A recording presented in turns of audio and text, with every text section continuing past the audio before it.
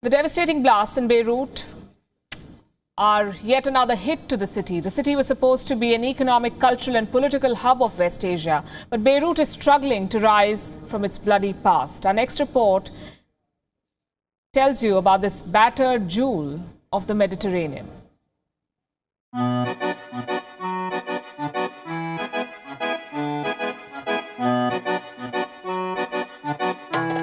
The city of Beirut hides its charm for the night.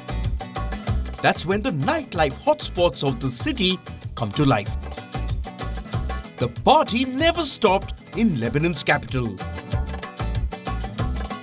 Even when the city was torn apart by a bloody civil war in the last century.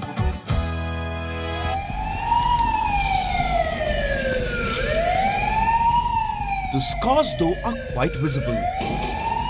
The old Holiday Inn at the center of the city still stands, with bullet holes and battered walls.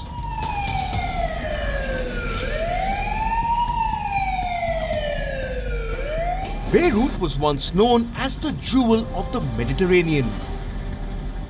Now it's a city of baffling contradictions. From 1952 to 1975, Beirut was a hub of economic, social, intellectual and cultural life in West Asia. Most of the Arab wealth flowed through this city.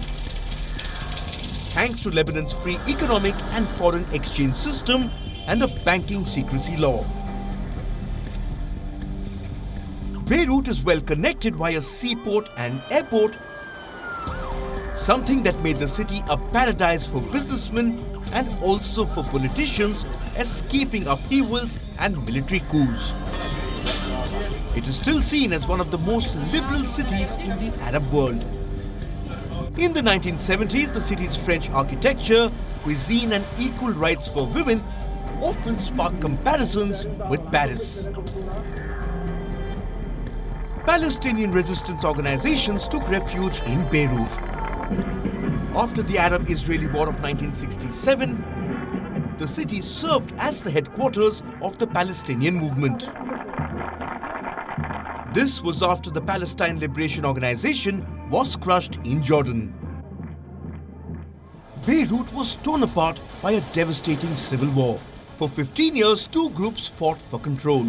The Lebanese right-wing parties, backed by the United States, and the left-wing parties who allied with Yasser Arafat and the Soviet Union. The civil war ended years ago, but Beirut is still struggling to bounce back. Flawed policies and sudden shocks have pushed Lebanon to its worst economic crisis. There were major protests last year.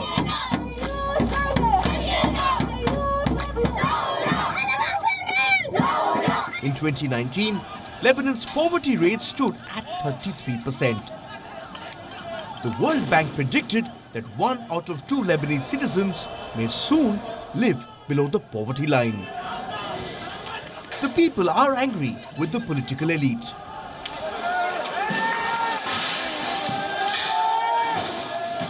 Unlike several countries in the Arab world, Lebanon is not dominated by one strong ruler, leading to a fractured political landscape made worse by a system of quotas. There are officially 18 recognized sects. The Lebanese parliament is half Christian and half Muslim. The Prime Minister must be a Sunni Muslim, the President a Maronite Christian, while the Speaker must be a Shiite. The sudden shock of the Wuhan virus pandemic has hit Beirut hard. The people of Lebanon have enjoyed the finer pleasures of life, even during political upheavals and civil violence. But the prevailing crisis threatens the very existence of the Lebanese way of life. Bureau Report, WION, World is One.